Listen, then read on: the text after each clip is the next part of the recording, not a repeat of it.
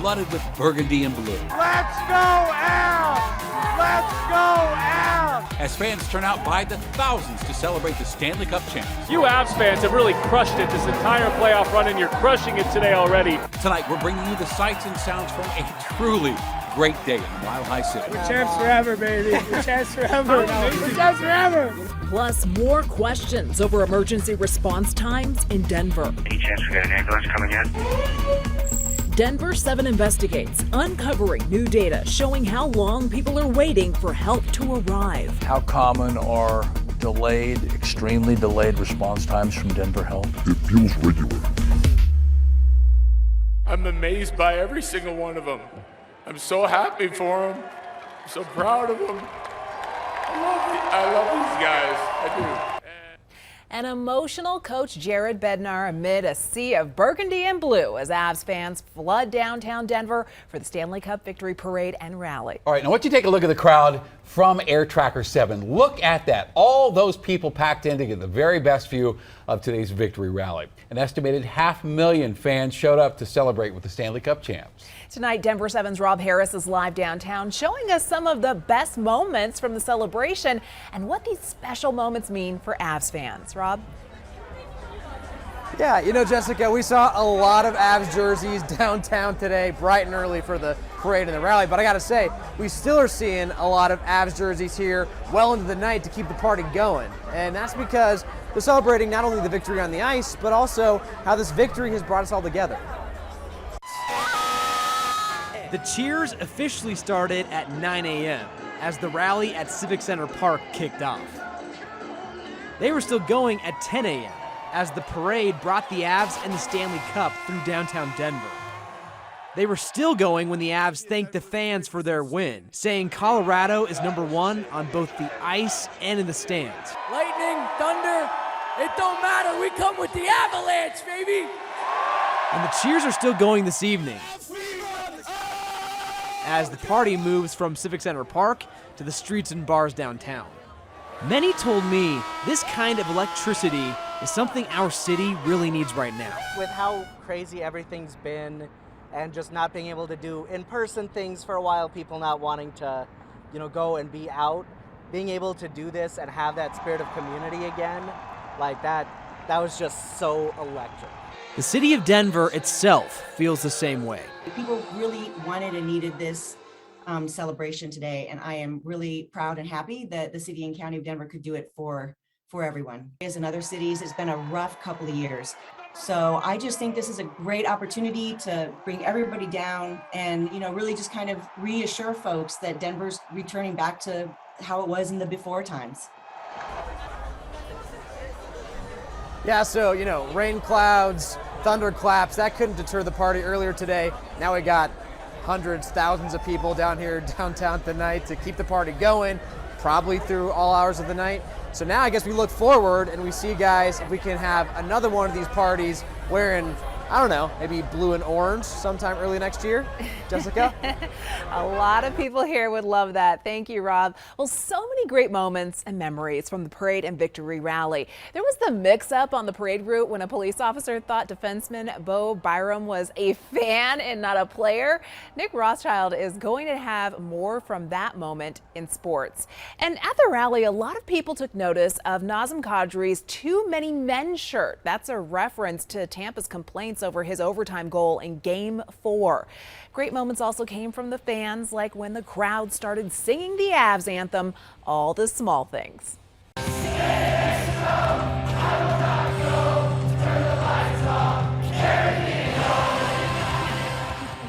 Fantastic. And the award for the most memorable moment goes to the captain, Gabe Landeskog, and his son as they gave high fives to fans along the parade route. Landy had another great moment. Did you see when he took the microphone from our own Nick Rothschild?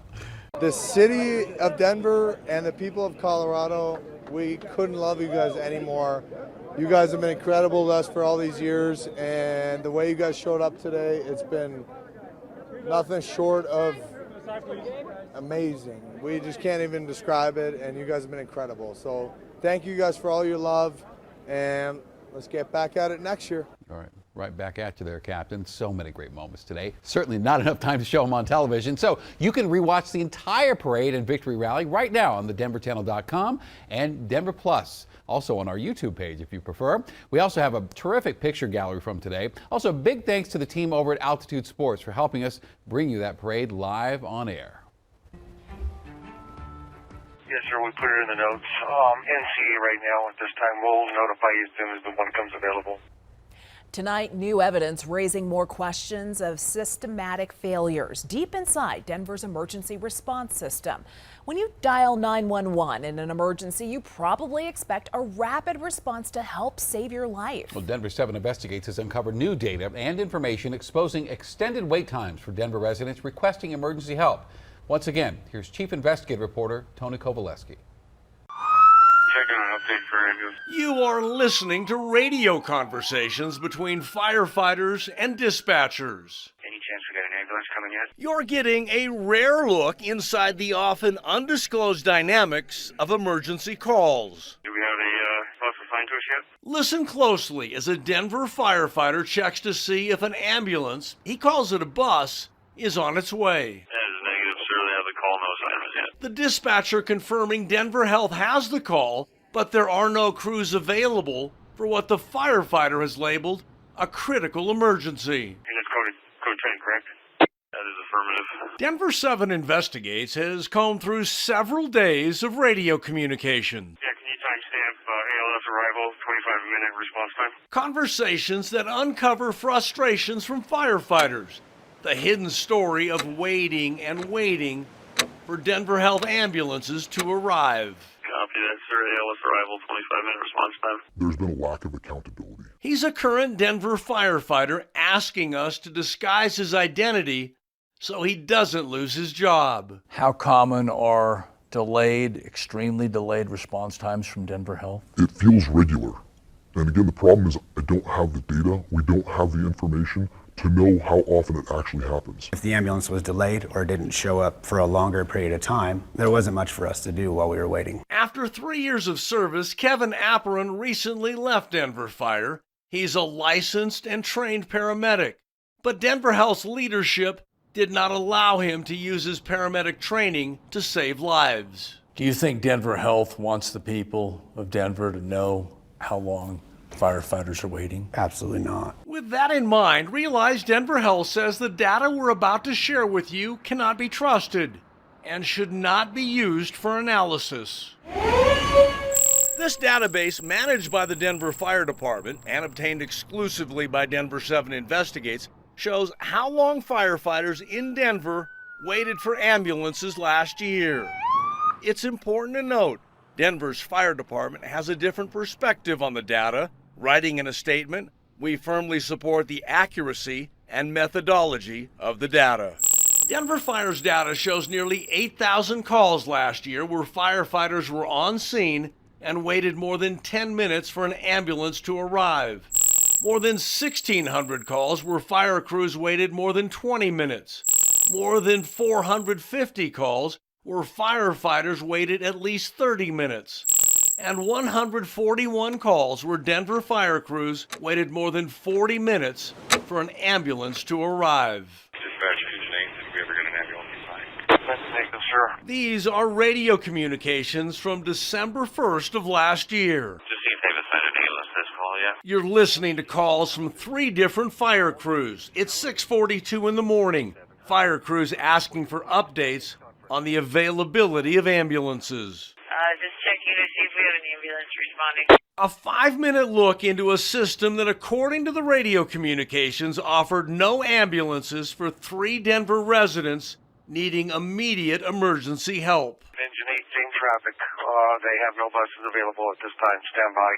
Engine 1, Engine 26, and Engine 8. We'll let you know. Again, the dispatcher referred to ambulances as buses. The 3 emergencies were all within a 4-mile radius. No ambulances available, a moment confirmed in this email sent by a Denver firefighter. It references waiting more than 30 minutes for an ambulance for a critical Code 10 emergency. The firefighter wrote, "This seems unacceptable," and added, 3 other units on calls in different parts of the city were waiting for ambulances at the same time. Our review found multiple examples, including this email from another firefighter, also in December of last year. We talked with the ambulance crew and they said there were only 4 ambulances on the street for the entire city. Help me understand how that's acceptable in a city like Denver. I'm sorry, I can't help you understand that. We shared the data and the findings of our investigation with Denver City Council member Kevin Flynn. What did that data say to you? 30 plus, 459 times last year, and that's a problem. Where are our units deployed? Why can't we get there sooner? And that's the question we wanted to ask Denver Health's medical director. How can he explain what we heard in the radio calls, what we read in the emails, and what was said by veteran Denver firefighters? We've reported some critical things. Why are you walking away from our questions? We just want to hear your perspective. Are you going to change anything? Sounds like the answer is no. That was after a city council meeting in March. Dr. McVaney and Denver Health have again declined to answer questions about what our investigation has uncovered. Based on what we have in this data, should Dr. McVaney explain to the people of Denver why? Certainly, I think Denver Health should tell the people of Denver what's the problem here and how do we solve it, more importantly. Any chance we got an ambulance coming yet? So here's the key issue. Denver Health says the wait time database compiled by the Denver Fire Department is misleading. But Denver Health refuses to let us and let you see the hospital's response time database. In the end, Denver Fire says its database accurately portrays how long firefighters wait for ambulances. It shows that 16% of the time last year, firefighters waited at least 5 minutes, and nearly 150 times fire crews waited more than 40 minutes. That's the heart of the issue and the heart of the problem. I'm Chief Investigative Reporter Tony Kovaleski. Here comes the cold front. We'll be done with the 90s. Some storms expected for tomorrow. A busy 4th of July weekend approaches. More than 1 million passengers expected to come through DIA. It is huge, like humongous.